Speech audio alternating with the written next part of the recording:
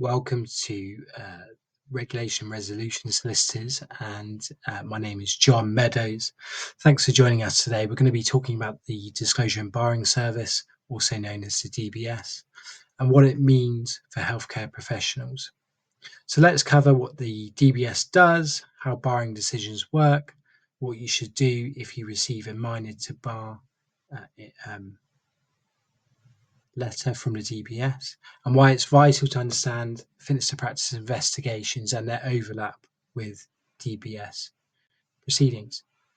So here's a breakdown of the things we're going to talk about, and hopefully be able to answer any questions that you've had in mind during this time. But if you get to the end of this and you've got questions, you feel free to drop us an email, and we can go through that. So what is the DBS? Well, it's the government authority responsible for safeguarding children and vulnerable adults. It helps employers check criminal records and ensures people aren't barred from regulated activity. So they maintain two barred lists, and one is the adults list and one is the children list. You can essentially find yourself on one or either of them. But if you're on them, you can't work in regulated activity. DBS has key functions, and it's essentially vetting candidates for jobs. They keep official barred lists, and they review referrals from employers, regulators, the police, to decide if someone possesses a risk to vulnerable groups. The main triggers for DBS proceedings are any referrals. So from employers, professional regulators, it can even be an ex-wife, for example, or a husband, or professional regulators like the HCPC, GMC, NMC, or indeed the police.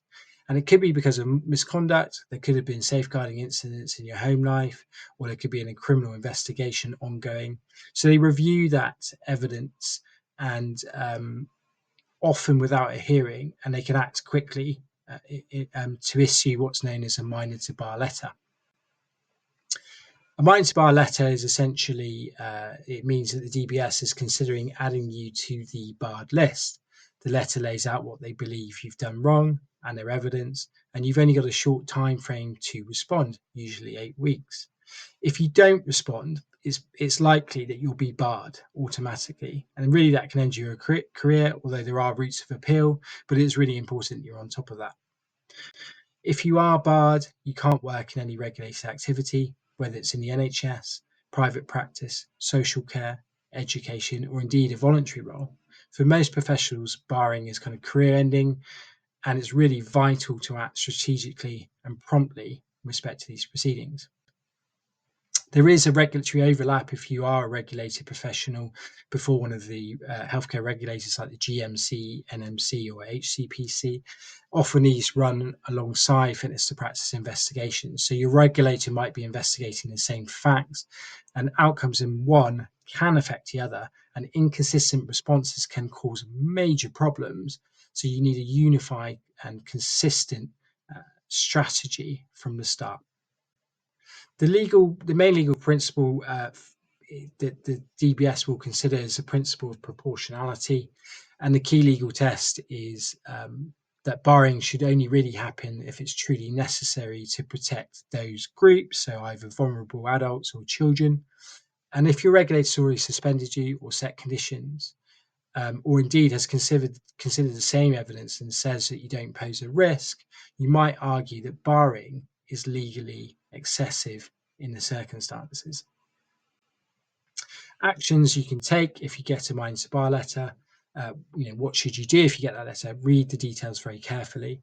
If you're able to, do get specialist advice, even if that's from your union or somewhere else, or you need a solicitor, do get that special advice. Don't go it alone. Gather references, medical evidence, and documentation of safe practice or remediation. Always respond on time and request more time if you need it. Only gather evidence where you're able to, so don't take any confidential records without permission.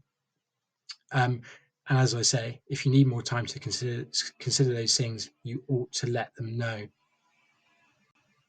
What is your best defense? Well, to act strategically.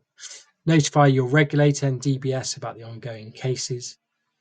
if your regulatory outcome is pending, you can ask the DBS to wait. What you can say is another competent authority is considering this, and it's best to allow them to do so, because most regulators, in fact all regulators, can strike you off, or as it's known in other places, erase you, suspend you, put conditions of practice in place.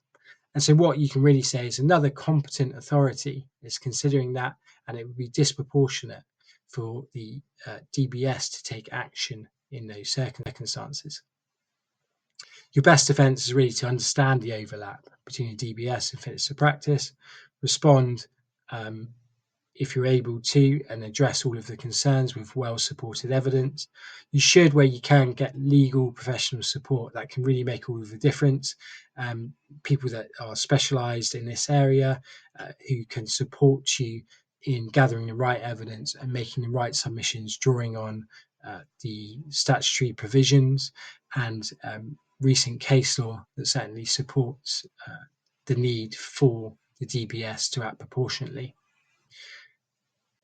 A slight caveat at the end here that nothing in this presentation constitutes to legal advice, and that if you've got any questions or concerns, you should seek legal advice around these issues. Certainly we can help. We are specialists in this area, and you can contact us via the details that are on the screen. So that is www.regulationresolution.co.uk/contact, or you can call us on London number 0208 088 5161, and we specialise in DBS, barring and fitness to practice defence. Thank you very much for taking the time to watch this, and if there are, as I say, any questions, you can drop us an email at info@regulationresolution.co.uk. Thanks for watching. See you again.